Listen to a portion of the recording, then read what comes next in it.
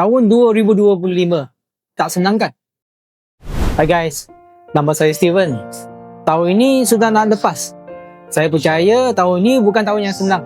Termasuk bisnes saya, Multi X Motor Kuantan. Mulakan tahun 2025 dengan impian, iaitu impian nak tolong customer dapatkan motor idaman supaya mereka boleh keluar cari rezeki. Tapi banyak kedai motor dibagi promo yang tak masuk akal. Itu sebabnya hasil yang saya dapat tak sama macam apa yang saya harapkan. Tapi saya dan tim saya tak akan putus asa walaupun hasil yang kami dapat bukan apa yang saya harapkan. Tapi kami tetap bagi servis yang terbaik bagi semua customer kami. Kami bukan setakat jual motor sahaja, tapi kedai saya ada pusat servis dan technician yang berpengalaman.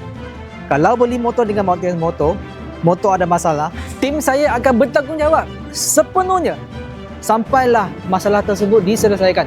Apa yang paling penting adalah amanah dan keikhlasan yang saya selalu bagi tahu tim saya. Kalau nak layan customer, layan hati yang ikhlas. Kalau motor customer ada masalah, sila selesaikan masalah tersebut dengan sebaik mungkin. Dalam tahun ini, event yang paling besar yang kami buat adalah konvoi dari Kuantan ke Temerloh. Multi X Motor sponsor makan, minum dan minyak petrol untuk semua rider yang gerak dari Kuantan. Sebab dengan support korang, barulah kami dapat buat event-event yang seronok. Saya janji, dengan support korang, saya akan buat konvoi event lagi setiap tahun. Saya janji. Behind every bike, there's a lot of hard work.